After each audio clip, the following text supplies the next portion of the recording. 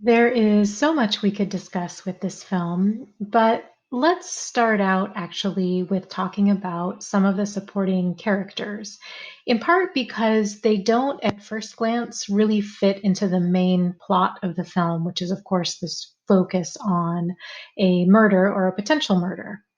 Now, Truffaut called the scene outside Jeff's apartment, quote, an image of the world.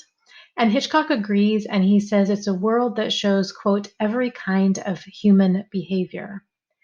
So let's examine that claim a little bit by discussing who some of the characters are in the apartment complex and who they might, or who or what they might represent in terms of human behavior, and then also how we should characterize them. So we have Miss Torso, as Jeff calls her, and we could say if she represents some part of human society, she could possibly represent the young, beautiful, successful, single women. Then we have Miss Lonely Hearts, and also deemed as Miss Lonely Hearts by Jeff. We could say that she represents perhaps the lonely, middle aged, unsuccessful single women. And I should qualify middle aged. I don't really see her as middle aged, but nonetheless, she's probably a bit older than Miss Torso. Then we have the newlyweds. And if these represent a part of society, we could say perhaps that they represent a couple at the beginning of marriage. And notably, it's quite interesting here that it's the wife that is the most sexually voracious of the two. Then we have the artist, the woman artist who's on the bottom level. She represents another kind of single woman, another professional, perhaps not a dancer, but someone who is an artist. She, though, is represented as kind of more dowdy, and she seems in some ways to be quite fine and confident, but she also makes a statue called Hunger, which perhaps represents some kind of a gap in her. And of course, notably, too, she seems to be kind of a nosy, putting her nose into other people's business and telling people what to do. Then we have the musician. He represents perhaps a single man, a single professional struggling to find his artistic vision. He is also notably an alcoholic. He does have plenty of friends, but he also seems to have moments of depression and despair. Then we have this older couple, and they don't have children. They do have a dog. So perhaps they might represent an older couple who are much later in life than this young married couple. And they are notably, they're not closing the curtains. So perhaps kind of a sexless marriage. They're sleeping outside. And maybe they wanted a child but never had one, in part because the dog seems to really be the woman's life in so many ways. We get a brief glimpse too of a couple with young children. Not much attention is given to them though. And then of course we have the Thorwalds. So a man and his invalid wife, clearly quite unhappy with marriage. So the portrait of the neighborhood does, on some level, represent a lot of ways of being. I think we can ask if Hitchcock is right. Is this every kind of human behavior, and is this an image of the world?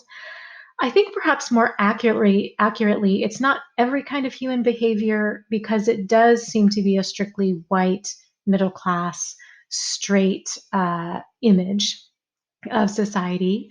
Although perhaps we could say that it's every kind of human behavior as that relates to possible outcomes for Jeff or possible outcomes for Jeff and Lisa.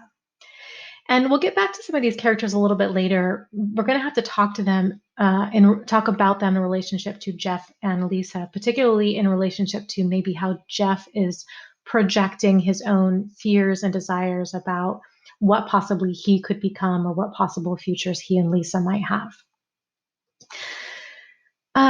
Before we get to Jeff and Lisa, let's just touch on at least a little bit of some of the visual storytelling of this film. In some ways, in many ways, actually, it's not really a showy film.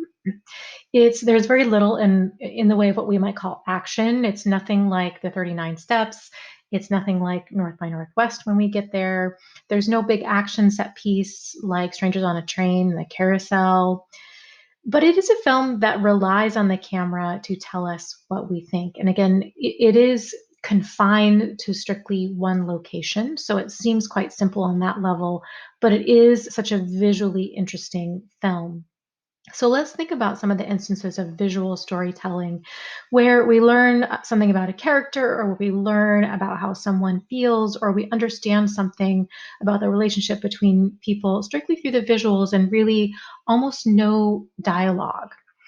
There is that opening scene, some of the images, of course, we see right here, where purely through the visuals, Hitchcock introduces us to who Jeff is, what his profession is, the heat of the neighborhood, the fact that he crashed, what the consequences of the crash are, and then of course we get a glimpse of where he lives. So it's this beautiful storytelling that really sets up the entire film, kind of almost the act one of the film. We also have a couple of wonderful scenes with Miss Lonely Hearts where we really don't hear her speaking at all, but we get exactly kind of what is happening through the visuals. So we have that scene where she sets up this dinner date. And then, of course, it ends in despair. It's all in her imagination. Then we also have that attempt where she does actually go on a date. She comes, or she goes out alone and she comes back with a man, and then she is assaulted by that man. That all is done all kind of through miming. It's we don't get any of the dialogue at all. We just kind of see what happens there.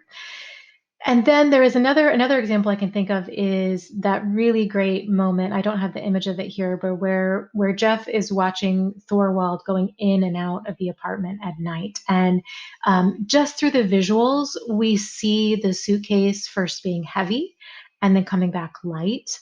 And then we also have that little moment where we're suddenly not actually in Jeff's point of view, and we see a woman going out of the apartment with Thorwald. So that sows doubt on our interpretation of what's happening.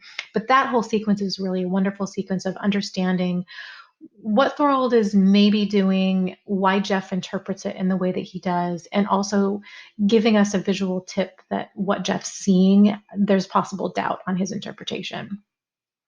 We also, of course, get that great moment where we see Thorwald and the purse and the ring. We see him taking the jewelry out.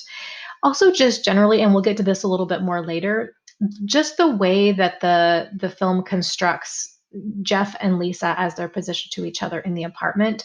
There is a kind of physical dominance of Lisa over Jeff, even though she is very feminine in these like kind of beautiful clothes. And then we also get a really interesting connection, and we're going to touch on this a little bit more later. There's kind of a visual link between Lisa and Miss Lonely Hearts, specifically in this scene here, because Lisa has a green dress on and Miss Hearts has a green dress on. And I'll talk a little bit more about what's going on in here in terms of identification, but there's a visual parallel that's quite interesting between Lisa and Miss Lonely Hearts. Then, of course, we have that really fantastic sequence of suspense where Lisa is breaking into the Thorwald's apartment. First we watch Lisa and Stella digging, and then we watch Lisa climbing and searching the apartment, and then Thorwald coming back and assaulting Lisa.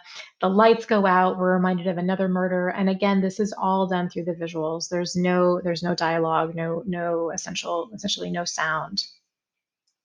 Then there's that really wonderful moment where we have Lisa indicating to Jeff, again, purely through the visuals, that she has the ring. And then one of the most stunning moments in cinema where Thorwald looks up and looks into the camera, looking back at Jeff. And then the final scene is a really wonderful parallel, telling us kind of what has happened and where they're at this point in their relationship. And it mirrors the opening sequence, of course, where Jeff is sleeping. We see his legs are broken, but now we have Lisa. And we'll talk a little bit more about that final scene in a moment. So those are just a few examples of how Hitchcock is really leaning into the visuals and literally having no sound, but we see exactly what happens and what's going on in a given scene. Now, one of the major things that's been discussed about this film is its point of view, or POV. So we are watching the most of the movie from Jeff's perspective. We are with Jeff in his apartment, and we never, over the course of the entire film, except for one instance at the end, really leave that apartment at all. Spoto says the focus in the film is from inside to outside. So it's a focus on Jeff's POV. And there are a couple of things that I'd like to explore relative to that. Uh, Meaning, when we talk about Jeff's POV, are we in fact seeing everything from his point of view?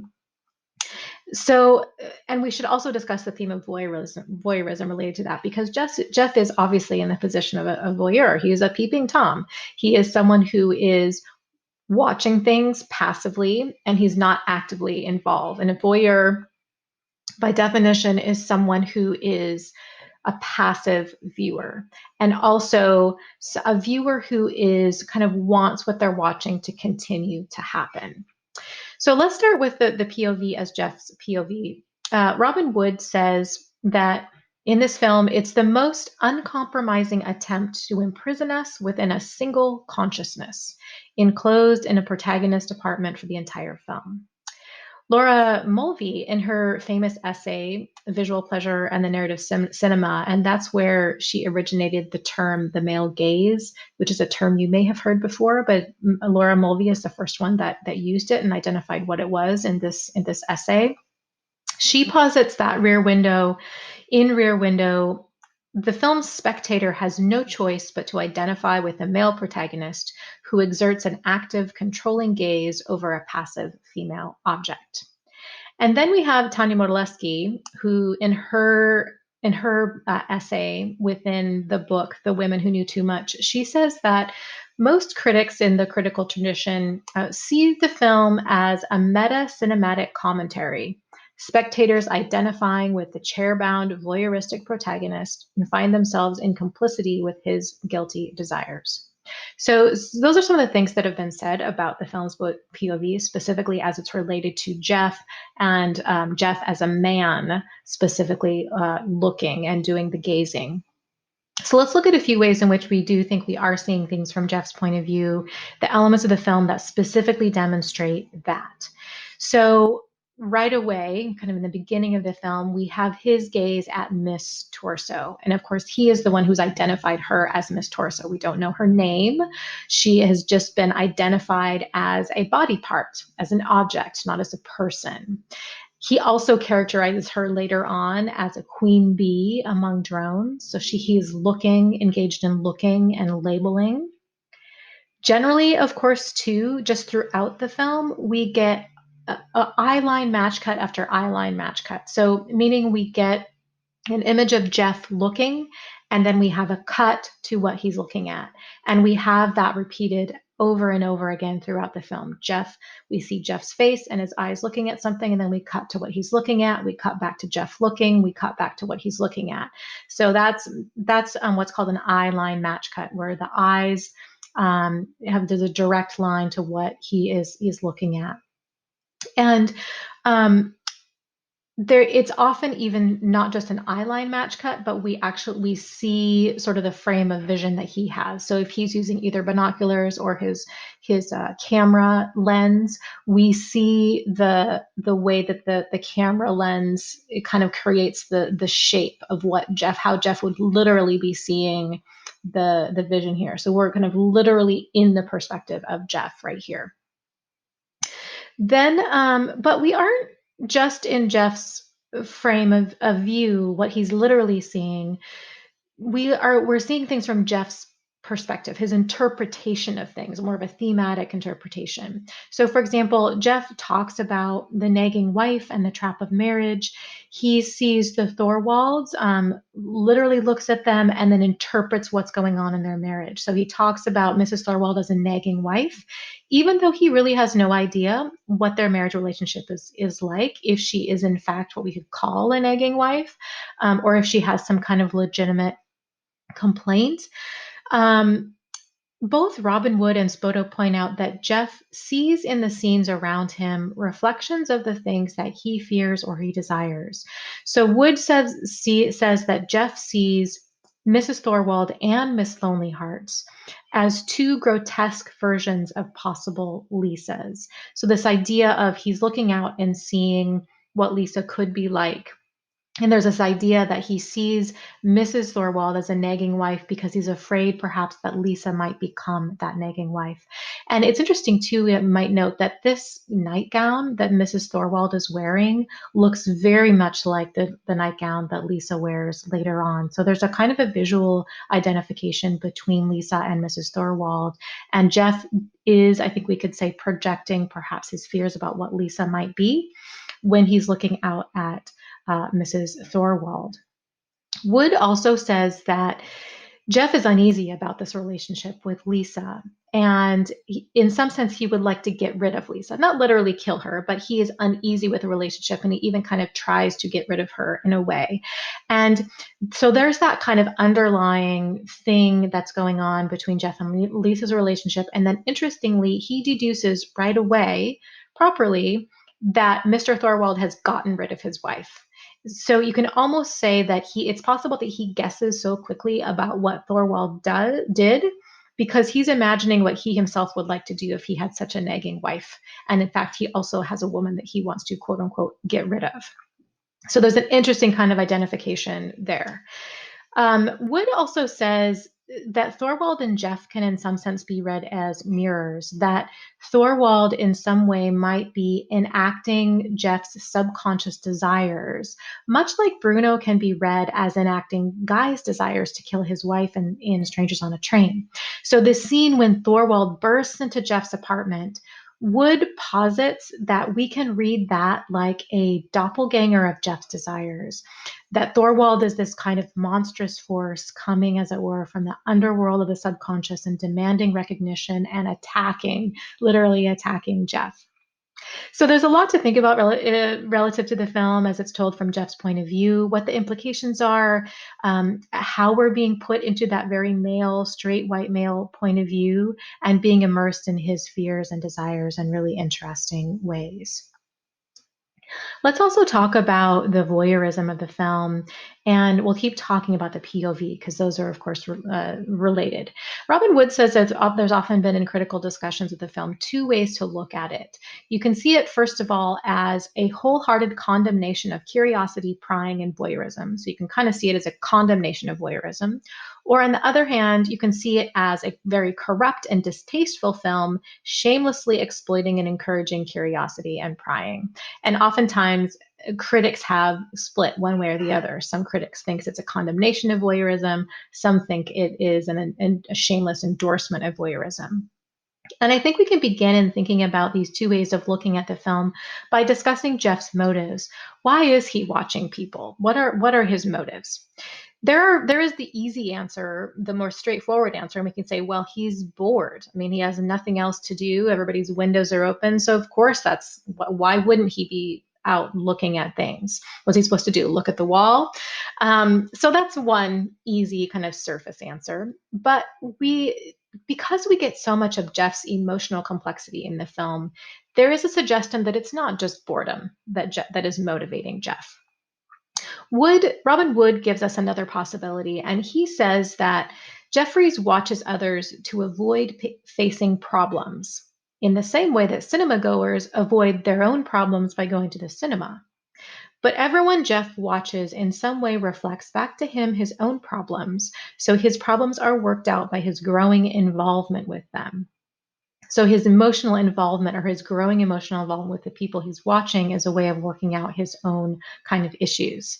As we noted, for example, that Jeff would subconsciously like to get rid of Lisa, and that's how he properly deduces that Mr. Thorwald has gotten rid of his wife. So there's a kind of that identification there. And we also noted that each apartment he gazes into offers a kind of a variation on a man-woman relationship in some sense. A possible outcome for him as a single man, a possible outcome for Lisa as a single woman, and then a possible outcome for both of them if they were to get married. So, but Wood says that Jeffrey's camera, too, along with all of this, is a means of keeping life at a distance. So, in a way, he's looking and experimenting and thinking about what possible outcomes are without actually having to engage fully. So he uses the camera to keep life as a distance. And in the same way that as he's using the camera to keep life at a distance, he, in a way, could also kind of say, well, those are those people out there that has nothing to do with me. So he's, in a way, using the camera to resist his own self-knowledge and just kind of remaining a spectator and preserving his detachment, both from the world outside and intimacy with the world outside, as well as a knowledge of himself. Now, Modilewski describes the interpretations of the film as interpretations where voyeurism is linked to Jeff's fears of female sexuality. And this is, I think, really, really interesting. Most critics center analyses around the film's critique of voyeurism that goes hand in hand with an absorbing fear of mature sexuality. All along, the film presents female sexuality as threatening. So essentially, what Modilewski is suggesting is that the film is saying that Jeff is watching people because he finds female sexuality to be a threat. Then that's quite a provocative claim. So let's examine that for a moment by talking about Jeff and Lisa's relationship. Who is in power? Now, in most gender constructions that we see in film, even modern films today, I would suggest the man has the most power and women have less. Most often in cinema, women are the objects or the objectified, and men are the active subjects. They're the protagonists, they're the ones doing the acting. The woman is the one that they're looking at, and they're kind of passive objects. So in this case, is Jeff the actor and is Lisa the object? Now, our first view of Lisa, I think, is really interesting because we see her as quite a powerful presence. Jeff is asleep, notably. He is not awake, he's not active. And then we have Lisa's shadow, this close up of her. And in a way, instead of the prince waking up the princess, waking Sleeping Beauty up with a kiss, we have this big close up of Lisa filling the screen and Jeff's vision as he sits there passively in the wheelchair, being awakened with a kiss. Um, we also, right directly after this, too, we see Lisa first as a kind of an exhibitionist, but she's also very confident and she's naming herself. She gives herself 3 names: Lisa, Carol, Fremont. She's very self possessed. She's in kind of possession of her own body and her own power and her own name. Later on, Lisa makes this perfect dinner. And of course, that is kind of a sort of thing that you might think that, well, women are the ones that prepare the food. That's a kind of a feminized sort of thing. But she actually doesn't even make it. She has it brought in by a man, and then she simply presents it to Jeff. So she is kind of giving him everything, giving him the food that he eats. We can also say that there are some really interesting parallels between Lisa and Mr. Thorwald, and a parallel between Jeff and Mrs. Thorwald. So Jeff and Mrs. Thorwald are the invalids, and Lisa and Mr. Thorwald are the active ones that are in power. So on one side of the yard, we have Jeff and Lisa, an immobile man in a cast and a woman who moves about freely. And on the other side of the yard, we have the Thorwalds, an immobile woman, and then a man who moves about freely. There's also a really interesting visual parallel between Mr. Thorwald and Lisa, in that we see Lisa in the door of Jeff's apartment and she's in shadow. And we later see Thorwald in that exact same position when he's coming to attack Jeff. He's in the doorway of the apartment and he's in shadow. So Lisa, the woman is shown to be in many ways physically superior to our protagonist, Jeff. She's superior to our male hero. And she not only has physical movement, but she also has literal dominance in the frame. She often kind of towers over him, or she looks bigger than he does. And of course, she has this mobility and freedom. And she does seem to be in many ways the one who is in control. Now, as we noted before, Thorwald might be seen as enacting a desire of Jeff's to be rid of Lisa. But we can also think of the subconscious desire to get rid of Lisa as a response to Lisa's power and Jeff's passivity and helplessness and invalidism. So it's not that just he's uncomfortable with the relationship with Lisa and wants to get rid of her, but he feels Lisa's threat. And so he's uncomfortable with that. So he wants to get rid of her because she makes him feel helpless and passive.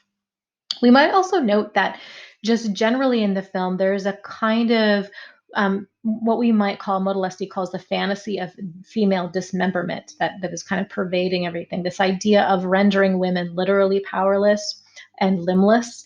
There are jokes about cutting up Mrs. Thorwald, but we also have these two women who are imagined merely as body parts. And they're thus objectified and kind of rendered powerless in that way. We have Miss Torso, where she's just imagined as a torso, a waist.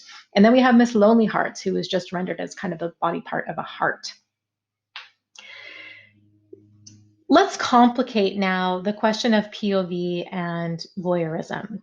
So there are several moments in the film where it's not actually Jeff that is just watching things. There are two or three watchers. So Jeff and Lisa are often dual watchers, and then we have Stella added in as a watcher as well. And I think we can say that there are some significant points where we are actually seeing things from Lisa's point of view. And there is even a conflict that's presented between Jeff's point of view and Lisa's point of view. Tanya Modilesti posits that the film also has something to say, not just about the way that men look and gaze at women, but the way that women look and gaze. Modilesti says that we can't emphasize Jeff's POV too much, really, because the film increasingly emphasizes Lisa's POV. Or if it's not just her POV, it's at least a dual POV. And there are eye line match cuts, not just from Jeff to what he's seeing, but from both Jeff and Lisa, as they're both intently staring out the window. And then we look at what they are seeing, not just what Jeff is seeing. So in Lisa, in some sense, you might think about the larger idea of the film as a kind of way of thinking about film going. Lisa, in some sense, might represent the female spectator at the cinema. So let's think about a scene where both Jeff and Lisa are seeing things and where we realize that there's a difference in their perspective on what they see. Generally, we might say that Lisa is less interested in looking at just looking out the window generally in the beginning, and she is also generally not interested in looking from a kind of transcendent controlling point of view. Unlike Jeff, she really looks and she relates to the characters with the empathy and identification. For example, with Miss Torso, there's the really interesting scene where Jeff and Lisa are looking out at Miss Torso and they are having a conversation about how they're interpreting what's going on in this particular scene, what Miss Torso is doing. So Jeff, notably in this case, identifies what she's doing very differently from how Lisa does. So Jeff says that Lisa's apartment and Miss Torso's are similar. They're entertaining men. And Jeff identifies Miss Torso as a queen bee with her pick of the drones. Lisa disagrees with him, though, and she's not afraid to express that disagreement. She says, I'd say she's doing a woman's hardest job, juggling wolves. So notice the kind of difference in how they're interpreting the power. Jeff sees Miss Torso as the one having the power, the queen over the drones, and Lisa says, no, she is juggling wolves. So she sees men very differently. She sees men as being predatory. But then Jeff he doesn't really necessarily agree with her, but he kind of continues to push back a little bit, and she says that she, Miss Torso, picked the most prosperous looking one. And then Lisa pushes back again on his perspective, his interpretation, and she says she's not in love with with him or any of them. And Jeff says, "How do you know?" And Lisa says, "You said it resembled my apartment, didn't you?" So she's looking in such a different way than Jeff is. She's looking at it in a way that she's exhibiting kind of a sympathy and specifically an identification, and not just sympathy then, but empathy. She's kind of feeling with Miss Torso and identifying with her as someone who she has experienced the same thing that she's experienced. And then later on, of course, when this prosperous looking man forces himself on Miss Torso, we see that Lisa is right, that they were like wolves. And we also, when we see Miss Torso's kind of true love come at the end, we also see that Lisa was right as well, that she was not in love with any of these wolves, but in fact that she was in love with someone else.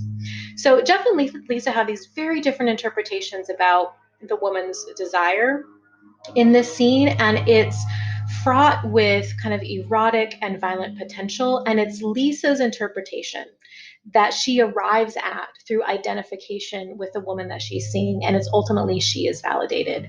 So it's a really interesting perspective in that Jeff is just dead wrong about this, and Lisa is the one that's right, and she's right because she's able to identify with Miss Torso here. We should also note that Lisa becomes more interested and absorbed in looking out the window just generally when she discovers women are being victimized. So, for example, she stares much more intently than Jeff does when Miss Lonely Hearts picks up the young man and is assaulted by him. Lisa keeps looking, and Jeff sort of looks away in embarrassment. But Lisa is looking intently, not out of there's a kind of compassion in her gaze, right, rather than just a kind of a voyeurism, and Jeff is just embarrassed and looks away.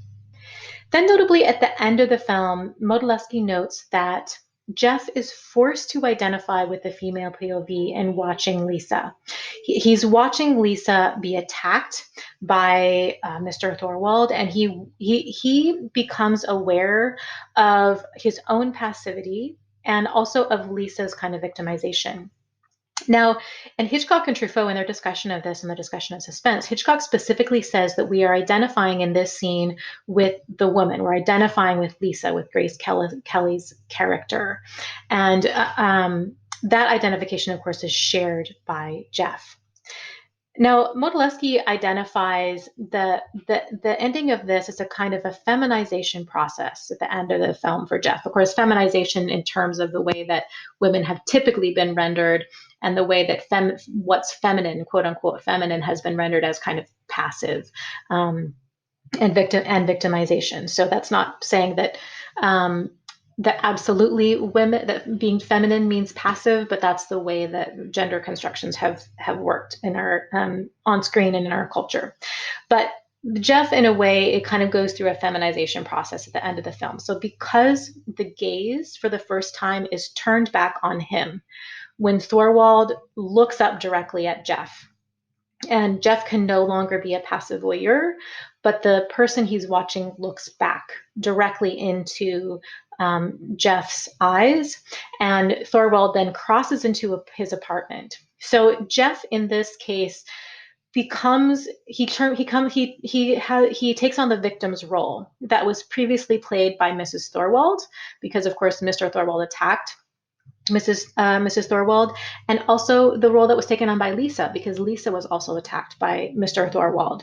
So Jeff, in this final scene, becomes a victim of male violence, just like Mrs. Thorwald and Lisa were. And so there's this role reversal, and Jeff is forced to physically identify with the female perspective. So Jeff's distancing techniques in trying to be observer throughout the film and trying to keep him self-distant from the action, these don't work anymore. At the end of the film, what happens is he turns from a voyeur into a full participant in his own story. And it is through his identification with the female character that he becomes an active participant in the story. Now, as a final comment on the voyeurism, we should ask whether the film is endorsing voyeurism or not. Some critics, as we've said, have thought the film endorses voyeurism. Some critics have said it doesn't.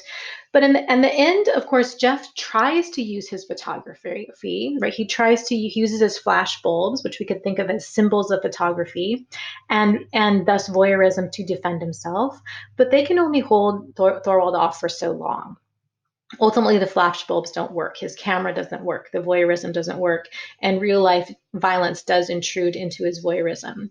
So the violence here, the injury that Jeff eventually gets, is kind of a direct mirror of the way that Jeff was originally injured.